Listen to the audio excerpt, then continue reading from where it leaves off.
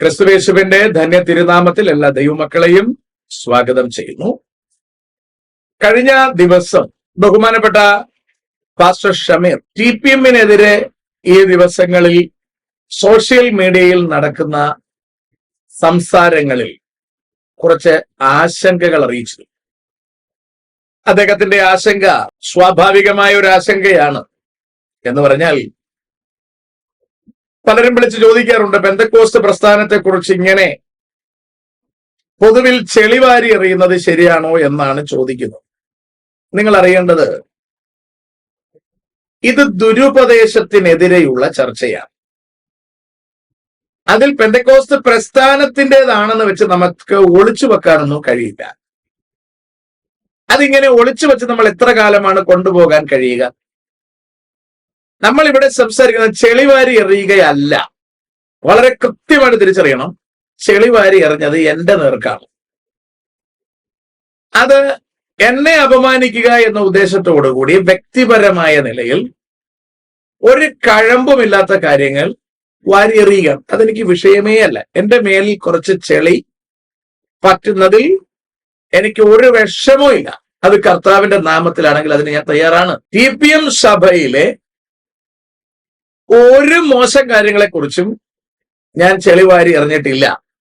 എനിക്ക് അറിയാൻ മേലാത്തതുകൊണ്ടല്ല, എന്റെ ഡ്യൂട്ടി അതല്ല. അതുകൊണ്ട് ആ പണിക്ക് പോകലൊന്നും എന്റെ ജോലിയല്ല. മനുഷ്യർ വസിക്കുന്നത് എവിടൊക്കെയാണോ അവിടൊക്കെ എന്തൊക്കെ തിന്മകൾ വരാൻ സാധ്യതയുണ്ടോ അതൊക്കെ മണവാട്ടി സഭയ്ക്കകത്തും ഉണ്ടെന്ന് എനിക്ക് കൃത്യമായിട്ട് അറിയാം. തെളിവുകൾ എനിക്കറിയാം, വീഡിയോസ് എന്റെ കയ്യിലുണ്ട്. ഇവകളൊന്നും പുറത്തുവിടാനോ ചെളിവാരി എറിയാനോ ചർച്ച ചെയ്യാനോ ഒന്നും എനിക്ക് താല്പര്യമില്ല. ഞാൻ പറയുന്നത് ഉപദേശപരമായ കാര്യങ്ങളാണ്. അപ്പോൾ അതിൽ ഷമീറിന്റെ അഭിപ്രായം ഞാൻ സംസാരിച്ചത് പരസ്പര ബഹുമാനമില്ലാതെയാണ്. ശരിയായിരിക്കാം, രാമൻകുട്ടി മഠം എന്നും രാമൻകുട്ടി മതം എന്നും രാമനിസം എന്നും ആൽവിനിസം എന്നും ഒക്കെ പറഞ്ഞത് ചിലപ്പോൾ ഒരു ബഹുമാനമില്ലായ്മ പോലെ തോന്നിയേക്കാം. പക്ഷെ ഇതെല്ലാം ബഹുമാന പദങ്ങളാണ്. രാമൻകുട്ടിയുടെ ഫിലോസഫി ഫോളോ ചെയ്യുന്നവരെ രാമൻകുട്ടി മഠം എന്ന് പറയുന്നതിൽ എന്താണ് തെറ്റ്? എനിക്കറിയില്ല. ഇനി എന്തെങ്കിലും തെറ്റ് വന്നിട്ടുണ്ടെങ്കിൽ എന്നോട് ക്ഷമിക്കുക. പിന്നെ ഷമീറിന്റെ ആകുലത ഒരു 10 കാര്യമായിട്ട് പുള്ളി പറയുന്നുണ്ട്. അതിൽ നിന്ന് തന്നെ എനിക്ക് ഒരു കാര്യം ഓർപ്പിക്കാനുള്ളത്, ഷമീറാണ് ഒരു 3 ആഴ്ചകൾക്ക് മുമ്പിൽ TPM ചർച്ച് കൾട്ട് എന്ന് പറഞ്ഞിരുന്നു എങ്കിൽ ഇന്ന് ഷമീർ എനിക്കെതിരെ ആരോപിച്ച അതേ ആരോപണങ്ങൾ ഞാൻ തിരിച്ചാരോപിക്കുമായിരുന്നു. എന്ന് പറഞ്ഞാൽ വളരെ ശ്രദ്ധിക്കുക. ഒരു 3 ആഴ്ചകൾക്ക് മുമ്പ് TPM ഒരു കൾട്ടാണെന്ന് എനിക്ക് അറിയില്ലായിരുന്നു. TPM-നകത്ത് ദുരുപദേശമുണ്ടെന്ന് എനിക്കറിയാം. പക്ഷെ TPM ഒരു പെന്തക്കോസ്റ്റ് സഭ എന്നാണ് ഞാൻ കരുതിയിരുന്നത്. എന്റെ 2ാമത്തെ വീഡിയോ കേട്ടാൽ അതിനകത്ത് വ്യക്തമായി ഞാൻ പറയുന്നുണ്ട്, TPM-ൽ ദുരുപദേശം ഉണ്ടെന്നേ ഉള്ളൂ, പക്ഷെ അവർ നല്ല ദൈവസഭയാണ് എന്ന് ഞാൻ പറഞ്ഞിട്ടുണ്ട്. ഇപ്പോൾ ഞാൻ പറയുന്നു, അതെന്റെ അറിവില്ലായ്മയാണ്. ഇന്ന് ഷമീർ 10 പോയിന്റുകൾ TPM-നെ കുറിച്ച് പറഞ്ഞിരിക്കുന്നു. ഷമീർ ആ വീഡിയോ പറയുന്നതിന്റെ തുടക്കത്തിൽ പറയുന്നുണ്ട്, എനിക്ക് ചർച്ചിനെ കുറിച്ച് അറിയില്ല. അത് വളരെ കറക്റ്റാണ്. ഷമീറിന് ആ ചർച്ചിനെ കുറിച്ച് അറിയില്ല എന്നത് വളരെ കറക്റ്റാണ്. അതുപോലെ UP-യിൽ നിന്ന് ഒരു സഹോദരൻ ഇരുന്ന് ബഹളം വെക്കുന്നുണ്ട്, മൂപ്പർക്കും ഈ സഭയെക്കുറിച്ച് ഒന്നുകിൽ അറിയില്ല അല്ലെങ്കിൽ എന്നോടുള്ള പക തീർക്കുകയാണ്. ഞാൻ പറയുന്ന വിഷയം വേറെയാണ്, നിങ്ങളത് മനസ്സിലാക്കണം. അപ്പോൾ എന്റെ അവതരണത്തിൽ ചിലപ്പോൾ ഒരു മൂർച്ച കൂടി വന്നു എങ്കിൽ അതെന്റെ കുഴപ്പമല്ല, അത് ഞാൻ പ്രകോപിതനായി സംസാരിച്ചതാണ്. അപ്പോൾ ഷമീറിനോട് 2 കാര്യങ്ങളോട് എനിക്ക് പറയണം. ഒന്ന്, ഷമീർ ഈ 10 പോയിന്റുകൾ പറയുന്നതിനിടയ്ക്ക് മൂപ്പര് പറയുന്നുണ്ട്, ഈ ക്വാളിറ്റിയുള്ള വേറെ ഏത് ചർച്ചുണ്ട്? ആ ചോദ്യം ഷമീർ ചോദിക്കുന്നത് ആത്മാർത്ഥമായിട്ടാണെങ്കിൽ, എന്ന് പറഞ്ഞാൽ ഷമീർ ഉദ്ധരിച്ചിരിക്കുന്ന 10 പോയിന്റുകൾ അത് TPM-ൽ മാത്രം കാണാൻ കഴിയുന്നതാണെന്നും അത് പുറത്തൊരു സഭയിലും കാണാൻ കഴിയില്ല എന്നും TPM-നേക്കാൾ ശ്രേഷ്ഠമായ 10 പോയിന്റുകൾ ഉള്ള സഭ പുറത്തില്ല എന്ന് ഷമീർ ഉറപ്പിക്കുന്നു എങ്കിൽ നിശ്ചയമായും ഷമീർ TPM-ൽ പോകണം. ഷമീറും ഞാനും ഒക്കെ ഇറങ്ങിയിരിക്കുന്നത് സുവിശേഷാർത്ഥമാണ്. ദൈവത്തിന്റെ വിളി കേട്ടിറങ്ങിയതാണ്. ഷമീറിനെ സംബന്ധിച്ചിടത്തോളം മറ്റൊരു മതത്തിൽ നിന്ന് ക്രിസ്തു മതത്തിലേക്കല്ല, മാർഗത്തിലേക്ക് വന്നതാണ്. ഇവിടെ പ്രസംഗിച്ചു കൊണ്ടിരിക്കുന്ന ആളാണ്, ബൈബിൾ കോളേജിൽ പോലും പഠിച്ചിട്ടില്ലാത്ത ആളാണ്. അപ്പോൾ ഉഷാറ് കാരണം ഇവിടെ പ്രസംഗിക്കുന്നു എന്നാണ് പറയുന്നത്. എനിക്കതിനെക്കുറിച്ചൊന്നും അറിയില്ല. ഏതായാലും ഷമീർ മറ്റൊരു മതത്തിൽ നിന്ന് വന്നു എന്ന പേരിൽ ഇതിനകത്തൊരു മൈലേജ് ഉണ്ട്. ആ മൈലേജ് ഉപയോഗിച്ച് ഇവിടെ വേദികൾ കിട്ടുന്നു, അവകളിൽ തരക്കേടില്ലാതെ സുവിശേഷം പറയുന്നു, പിന്നെ കാര്യങ്ങളൊക്കെ നടക്കുന്നുണ്ട്. നല്ല കാര്യം. ബൈബിൾ കോളേജിൽ പഠിക്കാത്തതിന്റെ അപാകത ഉണ്ട് താൻ, അതൊക്കെ അവിടെ ഇരിക്കട്ടെ. അപ്പോൾ ഷമീർ ഇവിടെ നിൽക്കുമ്പോൾ TPM-നകത്ത് ശ്രേഷ്ഠത കാണുന്നു, അമ്മാതിരി ശ്രേഷ്ഠത പുറത്തില്ലെങ്കിൽ ഒരിക്കലും ഷമീർ പുറത്ത് നിൽക്കരുത്, TPM-നകത്ത് കയറണം. എന്നിട്ട് അതിലെ വിശ്വാസിയായിട്ടെങ്കിലും ഇരുന്ന് മണവാട്ടി സഭയിൽ അവർ പറയുന്ന സ്വർഗരാജ്യത്തിൽ പോകാൻ താങ്കൾ ശ്രമിക്കണം. താങ്കൾ ഇനിയിപ്പോ അവിടെ ചെന്നു എന്ന കാരണത്തിൽ ചെന്നു എന്ന് പറഞ്ഞ് ഒരിക്കലും താങ്കളെ അവർ വിശുദ്ധന്മാരുടെ പട്ടികയിൽ കൂട്ടില്ല. അതിന് ഒറ്റ കാരണമേ ഉള്ളൂ, താങ്കൾ വിവാഹം കഴിച്ചിരിക്കുകയാണ്. വിവാഹം കഴിച്ചവരാരും വിശുദ്ധരല്ല എന്നതാണ് അവരുടെ മതിപ്പ്. അക്കാരണത്താൽ താങ്കളെ വിശ്വാസിയായിട്ട് ഇരുത്തതും. ഇനി താങ്കൾക്കും ഭാര്യയ്ക്കും ഭയങ്കരമായ ദൈവവിശ്വാസം അല്ലെങ്കിൽ TPM വിശ്വാസം ഉണ്ടായിട്ട് സുവിശേഷ വേലയ്ക്ക് പോകാൻ നിങ്ങൾ താല്പര്യപ്പെടുന്നു എങ്കിൽ താങ്കളെയും ഭാര്യയെയും 2 സെന്ററിലേക്കും പാവം ആ കുഞ്ഞുങ്ങളെ മറ്റെവിടേക്കെങ്കിലും അവരാക്കും. ദൈവം യോജിപ്പിച്ചതിനെ മനുഷ്യൻ വേർപിരിക്കരുതെന്ന് തിരുവെഴുത്ത് പറയുമ്പോൾ ഇവരാദ്യം ചെയ്യുന്ന പരിപാടി അതാണ്. അതിന് ഷമീർ തയ്യാറാകുമോ എന്നെനിക്കറിയില്ല. ഷമീർ അതിന് തയ്യാറായെന്നിരിക്കട്ടെ. ഷമീറെ, ഇന്ന് ഷമീർ ഇരുന്ന് ഈ 10 പോയിന്റ് പറയാൻ ശരീരത്തിന് ക്ഷീണമാണെന്ന് പറയുന്നു. ഇത് റെസ്റ്റ് പീരീഡ് ആണ്, ഒരുപാട് എനിക്ക് സംസാരിക്കാൻ വയ്യ എന്ന് പറയുന്നു. ഈ സമയം ഷമീർ ഇരുന്ന് ഈ 10 പോയിന്റ് വീഡിയോയുടെ മുമ്പിൽ പറയാൻ ഷമീറിന് സ്വാതന്ത്ര്യവും ഷമീറിന് ജീവിതത്തിൽ അവസരവും ലഭിച്ചതിന്റെ കാരണം ഷമീർ TPM-ൽ അല്ലാത്തത് കൊണ്ടാണ്. വളരെ ശ്രദ്ധിക്കണം. ഷമീർ TPM-ൽ അല്ലാത്തത് കൊണ്ടാണ് ഇന്ന് ജീവിച്ചിരിക്കുന്നത്. ഏറെക്കുറെ 1 മാസം മുമ്പാണ് ഷമീറിന് ഉദരരോഗമുണ്ടായത്, ഓപ്പറേഷന് വിധേയനായത്. ഇന്ന് ഈ റെസ്റ്റിംഗ് പീരീഡിൽ ഇരിക്കുന്നത്. ഇത് കഴിഞ്ഞ് നാളെ പ്രസംഗിക്കാൻ ഷമീർ പോകുന്നതിന് കാരണം താങ്കൾ TPM-കാരൻ അല്ലാത്തത് കൊണ്ടാണ്. താങ്കൾ TPM എന്ന കൾട്ടിലെ ഒരു വിശ്വാസിയായിരുന്നുവെങ്കിൽ ഉദരരോഗം സങ്കീർണമാവുകയും മരുന്നുപയോഗിക്കാൻ പാടില്ല എന്ന രാമൻകുട്ടിയുടെ ഉപദേശത്തിൽ താങ്കൾ വീണിരുന്നു എങ്കിൽ താങ്കൾ ഇതിനു മുമ്പേ കർത്താവിൽ നിദ്ര പ്രാപിക്കുമായിരുന്നു. 48 ഇതിനു മുമ്പേ കഴിഞ്ഞേനെ. ഞാൻ ഈ വീഡിയോ ഷൂട്ട് ചെയ്തുകൊണ്ടിരിക്കുന്ന 2025 മാർച്ച് മാസം 26-ാം തീയതി തിരുവനന്തപുരം സെന്ററിന്റെ കീഴിൽ വരുന്ന മത്തമ്പാല അല്ലെങ്കിൽ പളുകൽ TPM ചർച്ചിലെ വിശ്വാസി അവിടെ നിന്ന് സുവിശേഷ വേലയ്ക്ക് ഇറങ്ങി എറണാകുളം സെന്ററിന്റെ കീഴിൽ പിറവം ചർച്ചിൽ മൂപ്പനായിരുന്ന മനുഷ്യൻ മഞ്ഞപ്പിത്തം ബാധിച്ച് മരിച്ചിരിക്കുകയാണ്. വിശ്വാസത്തിന് വേണ്ടി മരിച്ചു എന്ന് പറയുമ്പോൾ അന്ധവിശ്വാസത്തിന് വേണ്ടി മരിച്ചിരിക്കുകയാണ്. ആ യൗവനക്കാരന് 40 ചില്ലറ വയസ്സായ മനുഷ്യനുള്ളൂ. ആ യൗവനക്കാരന് ഇച്ചിരി പച്ചില മരുന്നെങ്കിലും കൊടുത്തിരുന്നെങ്കിൽ ആ മനുഷ്യൻ ഇപ്പോഴും ജീവിച്ചിരിക്കുമായിരുന്നു. ഒരൽപ്പം പച്ചില മരുന്ന് പോലും കൊടുക്കാതെ ആ പാവം യൗവനക്കാരനെ കൊലയ്ക്ക് കൊടുത്തതാണ് സുഹൃത്തെ. നിങ്ങൾ ഈ പറയുന്ന 10 ഗുണങ്ങളുണ്ടെന്ന് പറയുന്ന ഈ TPM കഴിഞ്ഞ ദിവസം 24-ാം തീയതി മധുരൈ സെന്ററിൽ ഒരു ശവമടക്കം കഴിഞ്ഞിരിക്കുന്നു. അതും ഒരു യൗവനക്കാരൻ. ഇവരുടെയൊക്കെ ഫോട്ടോ കാണുമ്പോൾ തകർച്ച തോന്നുന്നു സുഹൃത്തെ. ഇടങ്കൈ വലങ്കൈ തിരിച്ചറിയാതെ, വേദപുസ്തകം എന്തെന്നറിയാതെ ഇവന്മാരുടെ ഈ ദുരുപദേശത്തിന്റെ പുറകെ, തെറ്റായ ചിന്താഗതികളുടെ പുറകെ ഇറങ്ങിത്തിരിച്ച ഈ മനുഷ്യർ മരിച്ചു നീങ്ങുന്നത് കാണുമ്പോൾ 2 കൈയും കെട്ടി വായും പൂട്ടിയിരിക്കണമെന്നാണോ താങ്കൾ ഉദ്ദേശിക്കുന്നത്? അതിനെതിരെ സംസാരിക്കാൻ ഉപയോഗിക്കുന്ന പദം കുറെ കൂടി പോളിഷ് ചെയ്യണമെന്നാണോ ഷമീറെ താങ്കൾ ഉദ്ദേശിക്കുന്നത്? അതുകൊണ്ട് താങ്കൾ അവരിൽ കണ്ട 10 ഗുണങ്ങളുമായി താങ്കൾ മുമ്പിലേക്ക് വരുമ്പോൾ TPM-കാര് താങ്കളുടെ വീഡിയോ കൊണ്ട് നടന്ന് ഘോഷിക്കുകയാണ്. അവരവരുടെ എല്ലാ ഗ്രൂപ്പിലും കൊണ്ടിടുകയാണ്, ഇതേ 10 ഗുണം കണ്ടുപിടിച്ചിരിക്കുന്നു എന്ന്. അതിലൊരു ഗുണമില്ല സുഹൃത്തെ. താങ്കൾ ഇസ്ലാമിൽ നിന്ന് വന്നതാണ്. ഇസ്ലാമിലെ 10 ഗുണം താങ്കൾക്ക് പറയാൻ പറ്റുമോ? അതേ ഗുണം TPM ഞാൻ പറഞ്ഞുതരാം. ഞാൻ പറഞ്ഞ മനസ്സിലാകുന്നുണ്ടോ? താങ്കൾ ഇസ്ലാമിൽ നിന്ന് കർത്താവിന്റെ പുറകെ ഇറങ്ങിത്തിരിച്ചതാണ് എന്ന് ഞാൻ വിശ്വസിക്കുന്നു. ആ ഉഷാറോടുകൂടി താങ്കൾ പ്രസംഗിക്കാൻ ആരംഭിച്ചിരിക്കുന്നു എന്ന് വിശ്വസിക്കുന്നു. ദുരുപദേശത്തിനെതിരെന്ന നിലയിൽ ഞാനും ഷമീറും ഒക്കെ ദീർഘദിവസങ്ങൾ കൂട്ടുകെട്ടായിട്ട് നിന്ന് ഒരുമിച്ച് പ്രവർത്തിച്ചിട്ടുണ്ട്. ആ നിലയിൽ ഷമീർ ദുരുപദേശത്തിന് കുടപിടിക്കുമെന്നൊന്നും എനിക്ക് തോന്നുന്നില്ല. ഏതായാലും ഷമീർ ഇപ്പൊ എടുത്തു ചാടിയത് എന്റെ ചിന്ത അനുസരിച്ച് ബെന്തക്കോസ്റ്റ് പ്രസ്ഥാനങ്ങളെ കുറിച്ച് സംസാരിക്കുന്നു എന്നുള്ള വേദനയിലായിരിക്കാനാണ് സാധ്യത. ഷമീർ ഒരു കാര്യം ചെയ്യണം, TPM കുറിച്ച് പഠിക്കണം.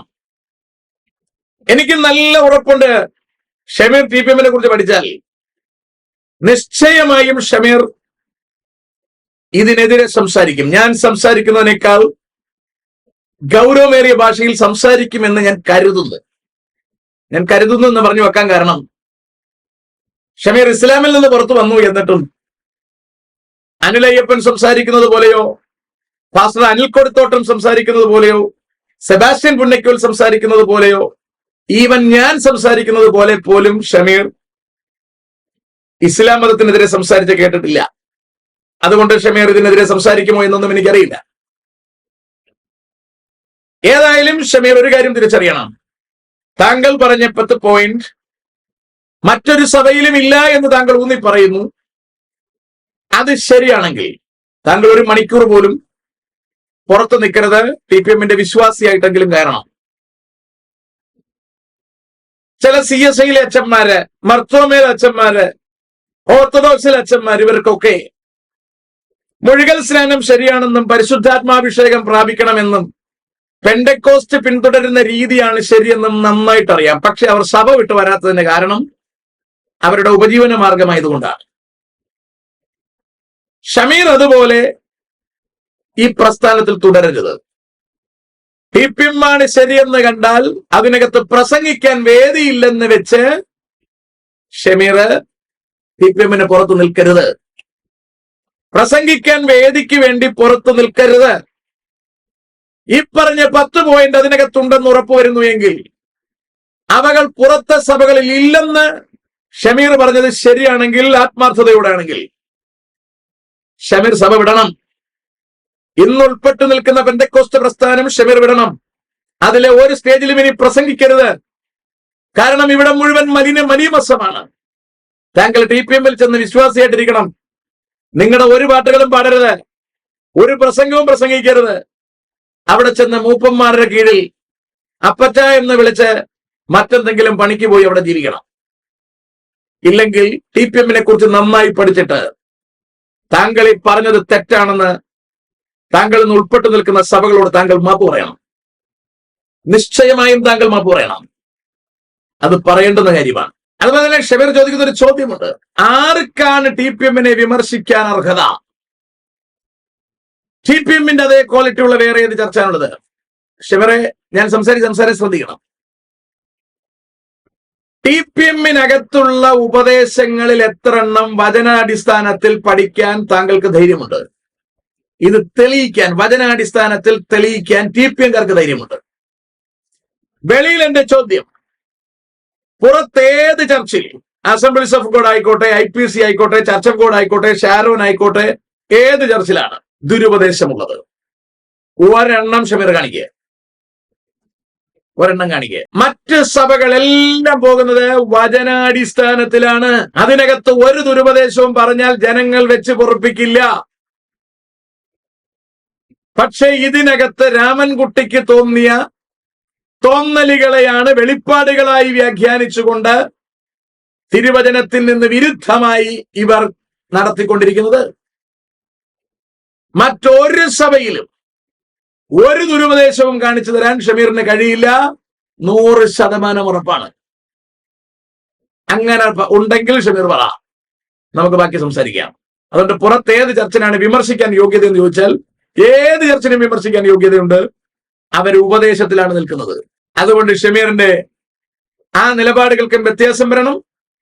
ഞാൻ നേരത്തെ ഓർപ്പിച്ചതുപോലെ TPM ആണ് ഉപദേശത്തിൽ നിൽക്കുന്നതെന്നും അവരെ ചോദ്യം ചെയ്യാൻ, അവരുടെ ഉപദേശങ്ങളെ ചോദ്യം ചെയ്യാൻ ആർക്കും അർഹതയില്ലെന്നുമുള്ള ഷമീറിന്റെ വാദം ശരിയാണെങ്കിൽ ഷമീർ മറ്റു സഭകൾ വിട്ട് TPMലേക്ക് പോകണം. ഇല്ലെങ്കിൽ ആ പറഞ്ഞ സ്റ്റേറ്റ്മെന്റിനും ഷമീർ മാപ്പ് പറയണം. ഷമീർ ഇതിൽ കൃത്യമായ നിലപാട് അറിയിക്കാതെ മറ്റൊരു സഭകളിലും പ്രസംഗിക്കരുത്. അത് ചെയ്യുന്നുവെങ്കിൽ താങ്കൾ വയറ്റിപ്പിഴപ്പിനാണ് അത് ചെയ്യുന്നതെന്ന് ഞങ്ങൾക്ക് ധരിക്കേണ്ടതായി വരും. താങ്കളുടെ നിലപാട് താങ്കൾ വ്യക്തമാക്കണം. ഇനി നമുക്ക് ഷമീറിന്റെ പോയിന്റ്സിലേക്ക് വരാം. ഷമീർ പറഞ്ഞ ഒന്നാമത്തെ പോയിന്റ് സഭയുടെ ഐക്യതയാണ്. മറ്റൊരിടത്തും കാണാത്ത ഐക്യത TPMൽ കാണും. ഭാര്യ ഭർത്തൃ ബന്ധത്തിലെ ഐക്യതയാണെങ്കിൽ TPMലെ 100 കണക്കിന് കേസ് ഞാൻ കൈകാര്യം ചെയ്തിട്ടുണ്ട്. കുടുംബങ്ങൾ തമ്മിലുള്ള പ്രശ്നമാണെങ്കിൽ ഞാൻ ഉൾപ്പെട്ടു നിന്ന സഭയിലും എനിക്ക് പരിചയമുള്ള എല്ലാ സഭകളിലും ഇവരുടെ കർത്തൃമേശയ്ക്ക് മുമ്പുള്ള പരിപാടി എന്ന് പറഞ്ഞാൽ കുടുംബങ്ങളുടെ പ്രശ്നം തീർക്കുക എന്നുള്ളതാണ്. TPMനകത്ത് ഇന്നും കുടുംബ പ്രശ്നങ്ങൾ തീർന്നിട്ടില്ല. ഇനി ഇവരുടെ വേലക്കാർ തമ്മിലുള്ള ഐക്യതയാണെങ്കിൽ അതിനകത്ത് ഒരുപാട് വഴക്കുകളുണ്ട്. പുറത്തു നിന്ന് ഷമീർ കാണുന്നത് പോലെ അല്ല കഥ. ഞാൻ അതൊന്നും പൊളിക്കാൻ താല്പര്യപ്പെടുന്നില്ല.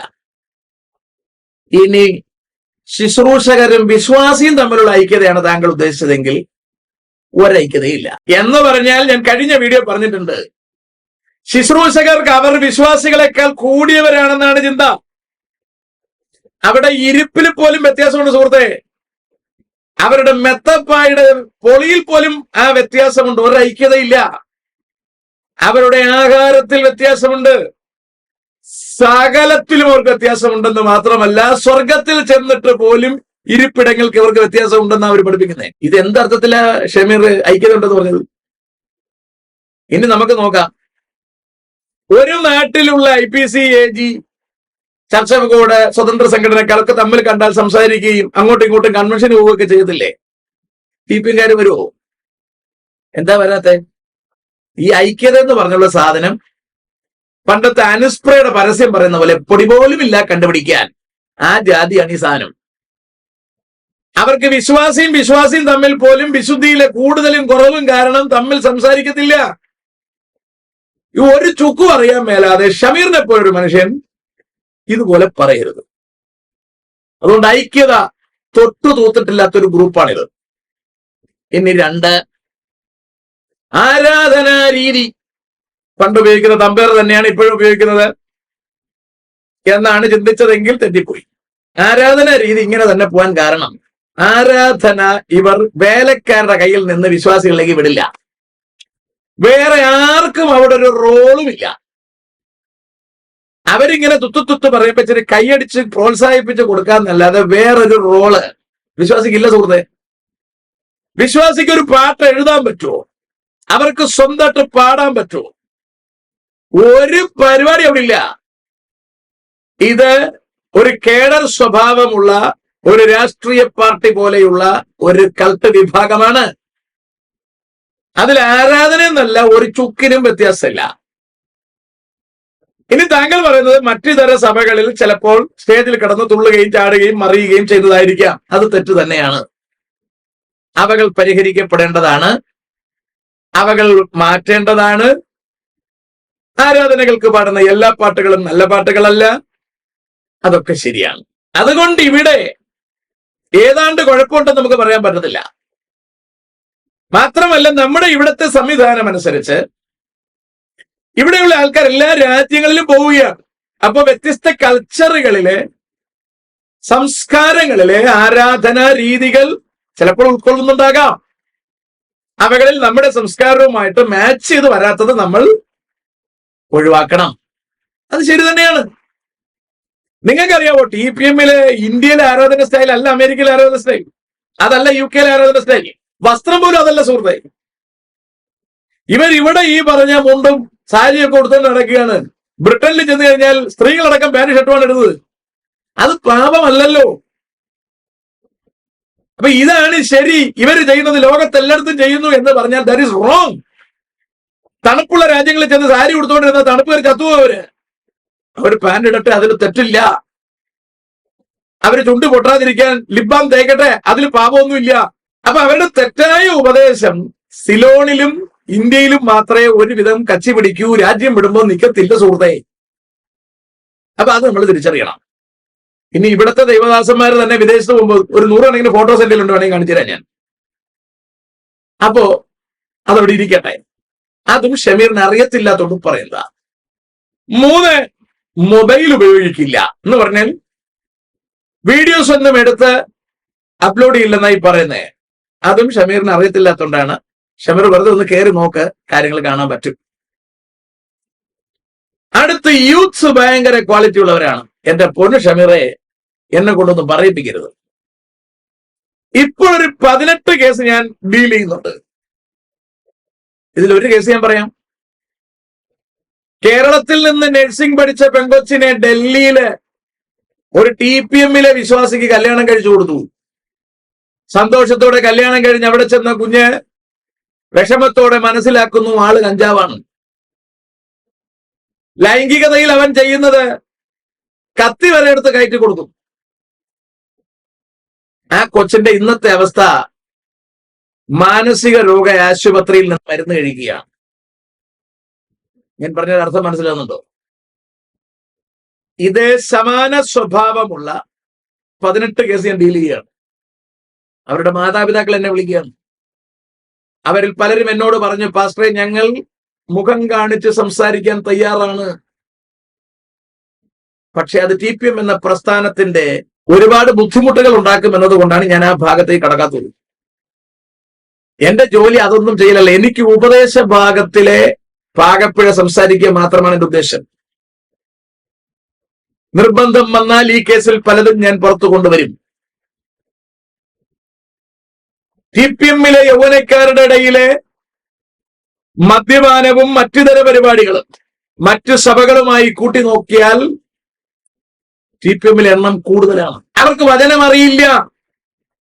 കഴിഞ്ഞ ദിവസം എന്നെ ഒരു സുഹൃത്ത് വിളിച്ചിട്ട് എന്റെ അടുത്ത് പറയുകയാണ്, പാസ്റ്റർ, ഞങ്ങളുടെ ചർച്ചിൽ ഒരു ദിവസം ആരാധനയ്ക്ക് വരണം. ഞാൻ ചോദിച്ചു എവിടാണ്?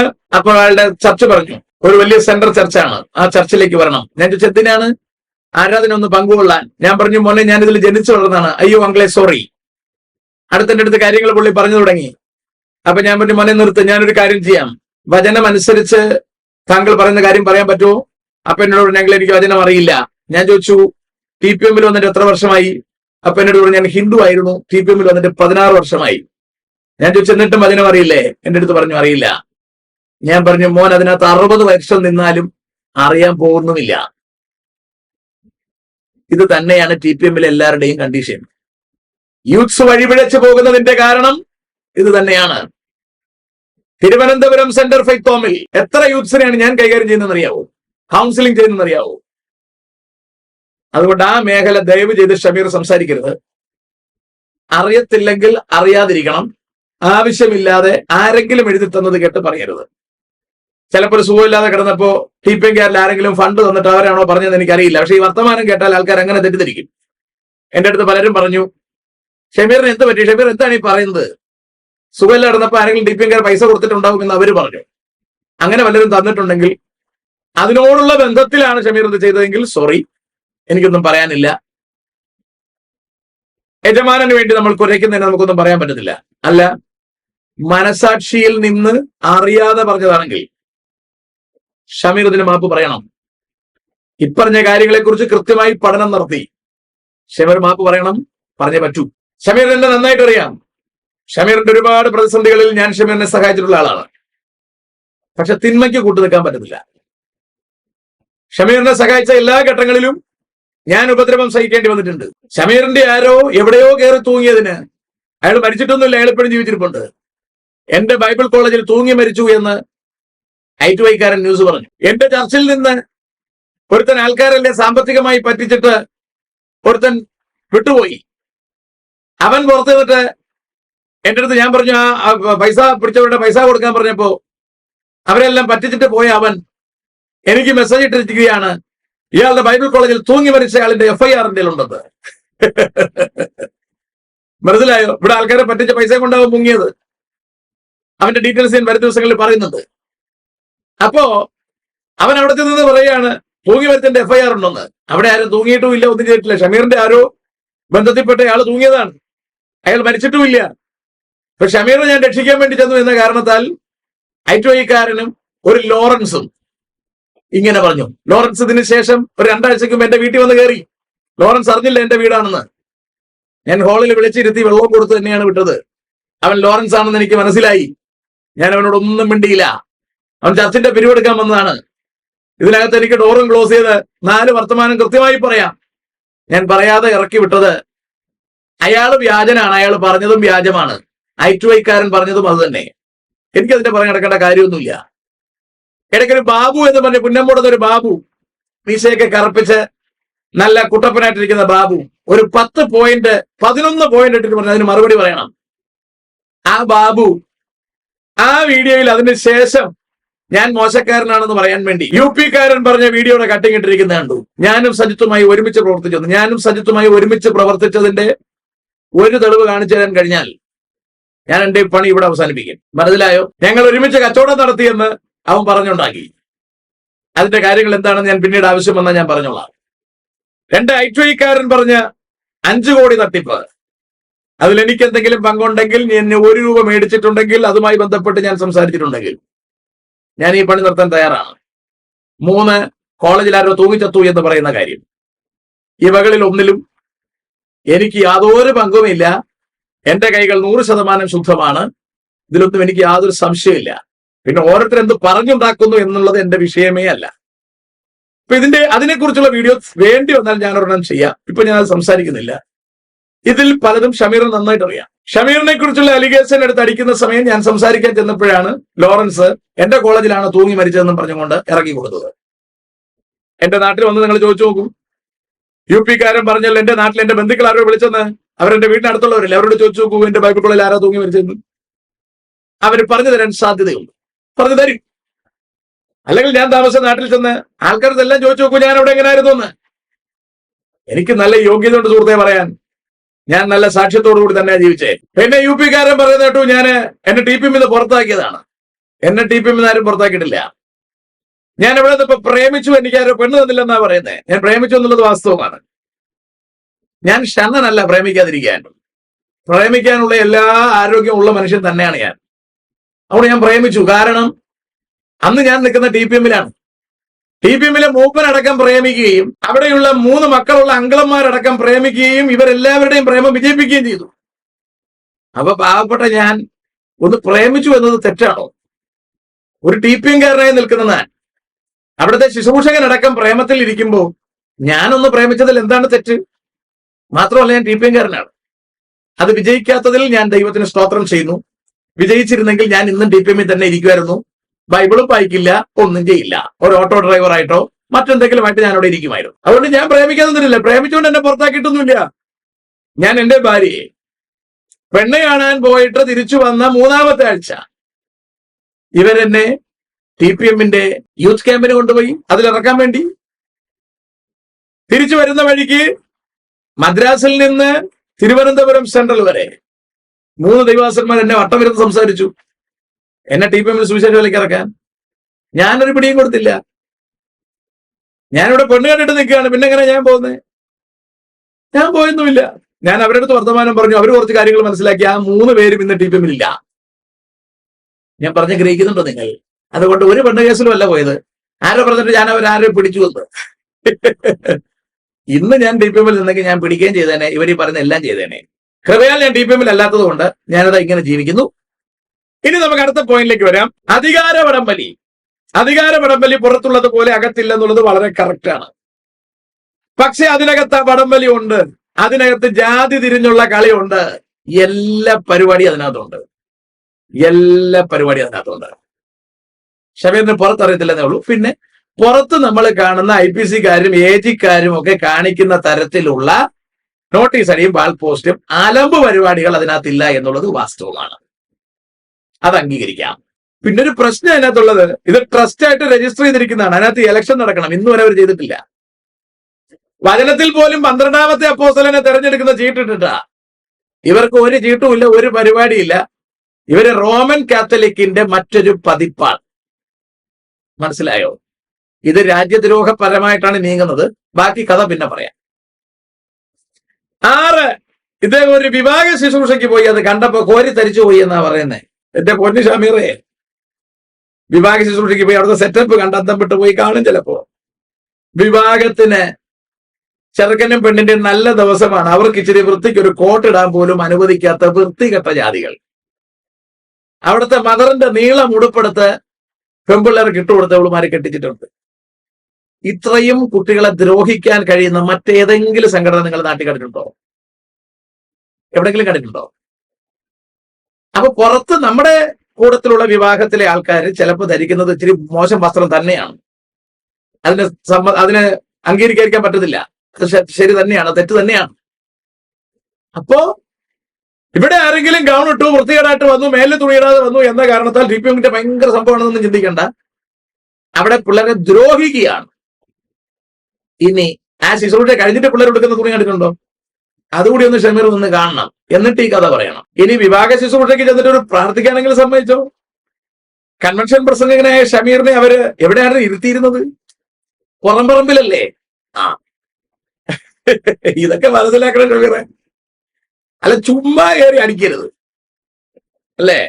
ആ അടുത്തത്, ഇവർക്ക് സ്വയം പ്രശംസയില്ല. എന്റെ പൊന്നു ഷമീറെ, ഞാൻ എന്തോ പറയാൻ. ഇവര് കൊടുക്കുന്നത് വിളിച്ചു പറയില്ലെന്നാണ് പറയുന്നത്. ഈ കൊടുക്കുന്നത് എങ്ങോട്ട് പോയെന്നല്ല ഐഡിയ ഉണ്ടോ? ഒരു കണക്ക് ഓർക്കില്ല. കൊടുക്കുന്നത് എവിടെ കൂടാ പോകുന്നതെന്ന് ആരും അറിയുന്നില്ല. മണലിൽ വെള്ളം വീഴ്ത്തിയ ഒരു സാധനം അങ്ങ് പോവുകയാണ്. ഇത് ചാക്ക് കണക്കിന് ശേഖരിക്കപ്പെടുകയും ദൂർത്തടിക്കപ്പെടുകയും ചെയ്യുകയാണ്. സ്വയം പ്രശംസ ഇല്ലെന്ന് പറഞ്ഞാൽ ഇവരുടെ പാട്ടുകൾ മാത്രം നോക്കിയാൽ മതി. ഇവരുടെ പൊക്കെയുള്ള പാട്ടുകളാ. 144,000 ഇവരാണ്, വിശുദ്ധരാണ്, നിഷ്കളങ്കരാണ്. മുമ്പിലിരിക്കുന്ന ഇവരെ പൊക്കെയുള്ള പാട്ടുകളാണ് സുഹൃത്തെ. AGയിലോ ചർച്ച ബോർഡിലോ IPSയിലോ എവിടെയെങ്കിലും ശുശ്രൂഷക്കാരെയോ ഉപദേശിയോ പൊക്കിയിട്ടുള്ള പാട്ടുകൾ കണ്ടിട്ടുണ്ടോ? അങ്ങനെ ഇവിടെ പാടിയാൽ വലിച്ചു കീറി മുളക് തയ്ക്കും. ഇവിടെ എവിടെയെങ്കിലും കണ്ടിട്ടുണ്ടോ നിങ്ങൾ? ഇവിടെ കാശ് കൊണ്ട് കൊടുത്തിട്ട് ഉപദേശിക്ക് അയാളെ വീട്ടിൽ കൊണ്ടുപോകാൻ പറ്റുമോ? അയാളുടെ തോന്നിയവസരം ചെലവഴിക്കാൻ പറ്റുമോ? എന്താ പറ്റാത്തെ? ഇവിടെ എല്ലാം ട്രാൻസ്പെറന്റ് ആണ്. അവിടെ സുതാര്യതയില്ല. കാശ് കൊടുക്കുന്ന ആ വഴിക്ക് പോവാണ്. വചനത്തിൽ ഈ ഇടങ്കൈ കൊടുക്കുന്നത്, വലങ്കൈ കൊടുക്കുന്നത് ഇടങ്കൈ അറിയരുതെന്ന് പറയുന്നത് ഭിക്ഷ കൊടുക്കുന്നതാണ്. മനസ്സിലായോ? ഭിക്ഷ കൊടുക്കുന്നതും ദശാംശവും സ്വോത്രക്കാഴ്ച കൊടുക്കുന്നതും രണ്ടാണ്. അതാദ്യം അറിയണം. ഇവിടെ പൊക്കുന്നത് ശുശ്രൂഷകരെ പൊക്കുന്നു, സംഘടനയെ പൊക്കുന്നു, കർത്താവിനല്ല ഉയർത്തുന്നത്. ഇത് ഷമീർ അറിയണം. അടുത്ത, ശുശ്രൂഷകന് കീഴടങ്ങിയിരിക്കുന്ന അവസ്ഥ. ആ പിണറായിക്ക് എല്ലാവരും കീഴടങ്ങിയിരിക്കും. എന്താണ്? അവിടെ ഏകാധിപത്യ ഭരണമാണ്. കർത്താവ് നമ്മളെ അങ്ങനെ വിളിച്ചിട്ടില്ല. പൗലോസും പത്രോസും വാഗ്വാദം നടത്തുന്നു.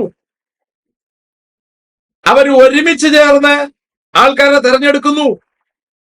അതങ്ങനെ. ഇത് ഏകാധിപത്യമല്ല. ദൈവസഭയിൽ എല്ലാ ഭാഗങ്ങൾക്കും എല്ലാ അംഗങ്ങൾക്കും പ്രാധാന്യമുണ്ട്. ചീഫ് പാസ്റ്റർ തീരുമാനിക്കും, സെന്റർ പാസ്റ്റർ തീരുമാനിക്കും. ഇവരാണ് തീരുമാനിക്കുന്നത്. കഴിഞ്ഞ ദിവസം ഒരു ആൾ എന്നെ വിളിച്ചിട്ട് പറഞ്ഞത്, കൊട്ടാരക്കര കൺവെൻഷൻ ഇവര് നേരത്തെ ചെന്ന് പന്തലിരിക്കുകയായിരുന്നു. കുറച്ച് കഴിഞ്ഞപ്പോൾ ചീഫ് പാസ്റ്റർ നടന്നു വരികയാണ്. അതൊരു ഓളമാണ്. ചീഫ് പാസ്റ്റർ വരുന്നെന്ന് പറഞ്ഞാൽ ഭയങ്കര സംഭവമാണ്. ദൈവം വരുന്ന പോലെ, അല്ലെങ്കിൽ പോപ്പ് വരുന്ന പോലെയൊക്കെയാണ്. ഒരു മൂപ്പര് ഇങ്ങനെ നടന്നു വന്നപ്പോൾ പായിട്ടിരിക്കുന്ന സ്ഥലമെത്തി. അവിടെ എത്തിയപ്പോ മൂപ്പരുടെ പിറകെ ഒരു കൊച്ചു ഉപദേശി ബാഗും തൂക്കി വരിക. അപ്പോൾ അവിടെ എത്തിയപ്പോ അയാളെ ചെരുപ്പ് ഊരിട്ടിട്ട് നടന്നങ്ങ് പോയി. പുറകെ വന്ന ഉപദേശി ഈ ചെരുപ്പും കയ്യിലെടുത്തോണ്ട് അയാളെ പുറകെ പോവുക. അപ്പൊ ഇത് കണ്ടുകൊണ്ടിരുന്ന ഇതുങ്ങൾ അയ്യോ എന്ന് പറഞ്ഞു. എന്ന് പറഞ്ഞാൽ ഇങ്ങനെ ചെയ്യാമോ? ഇങ്ങനെ ചെയ്യാൻ പാടില്ല. ഇവര് പുറത്തുനിന്ന് TPMലോട്ട് ചേർന്നതാ. അവിടുത്തെ കഞ്ഞി സാമ്പാറും ഒക്കെ കണ്ടിഷ്ടപ്പെട്ട കൊണ്ട് കയറിയതാ. അപ്പോ ഇവരിത് കണ്ടപ്പോ ഇവർക്ക് പിടിച്ചില്ല.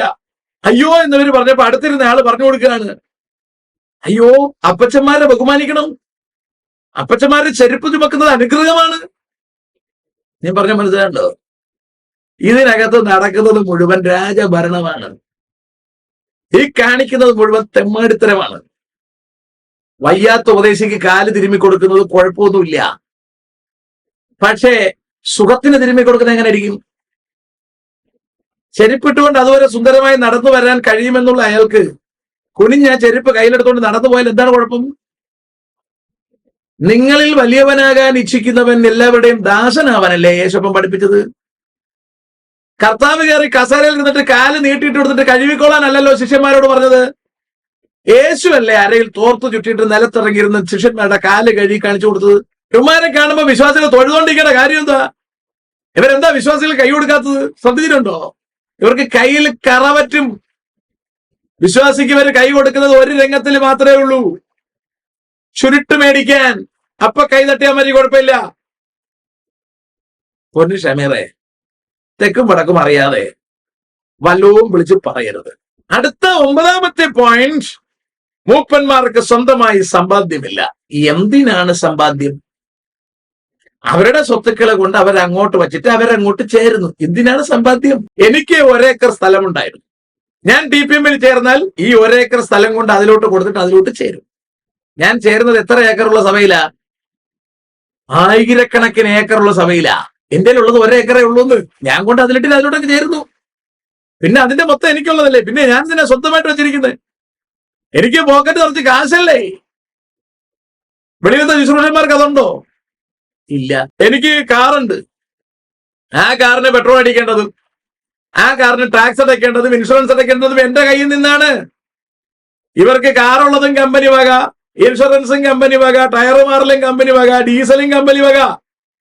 എല്ലാ ചർച്ചിലും വാങ്ങിച്ചിട്ടുണ്ട്. ആരുടെ പൈസ? അതൊക്കെ പിന്നെ ആലോചിക്കാം. ഇവർക്ക് എന്തിനാ വേറെ സ്വത്ത്? എന്താ ഷമീർക്ക ഈ പറയുന്നത്? ഒരു ഐഡിയ ഇല്ലാതെ.